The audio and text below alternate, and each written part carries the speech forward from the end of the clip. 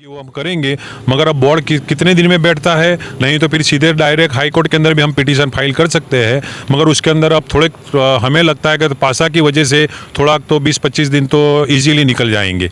समर्थक के तौर पे हम देख रहे हैं कि पहले भी कई मरतबा मैंने मीडिया द्वारा टीवी डिबेटों में भी अपनी बात रखी कि एक तरफा कानून यहाँ पर सिर्फ मुसलमानों पर ही लागू होता है। सूरज चौहान आज उसके ऊपर पूरे देश में 1800 से ज़्यादा FIR है, लेकिन एक लोकल पुलिस भी उसको नहीं पकड़ती।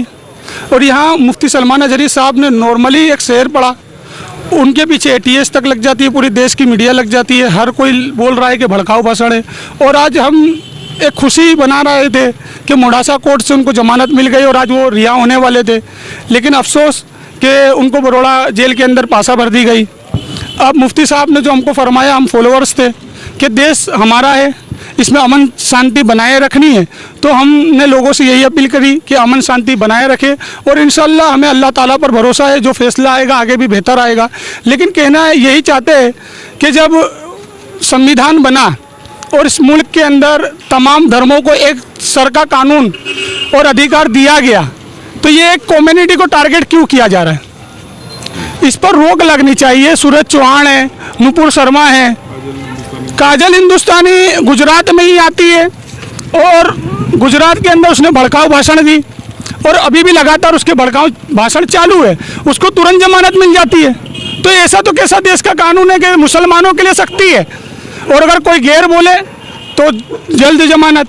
तो इसमें कुछ बदलाव होना चाहिए और इंशाल्लाह हम भी आगे लब्बे की फोर्स आतंकवाद और भ्रष्टाचार विरोधी संगठन की ओर से बहुत जल्द हम एक मांग करने वाले हैं कि 153, 192 की जो कलम है, जो संविधान ने अधिकार दिया कि हेड स्पीच पर तो सख्त कानून बनना चाहिए। तो ये हेड स्पीच पर कानून तो है, लेकिन सिर्फ मुसलमानों के लिए है, तो इस पर हम बहुत जल्द पूरे मुल्क में एक मुहिम चलाने वाले, इसको और सख्त करके जो भी मुसलमानों के खिलाफ, खासकर मुसलमान इस देश में अमन सुकून से रहता है और एक तरीके का जिहादी कहा जाता है। अभी सूरज चौहान लगातार मौलाना को जिहादी कह रहा है, तो जिहाद क्या है इसका गलत मतलब लेकर वो निकाल रहा है। तो अगर जिहाद का फतवा अल्लामा फजल खैराबादी ने ना दिया होता तो आज मुल्क हिंदुस्तान आज़ाद ना हुआ होता। पहले जिहाद क्या ये तो समझो।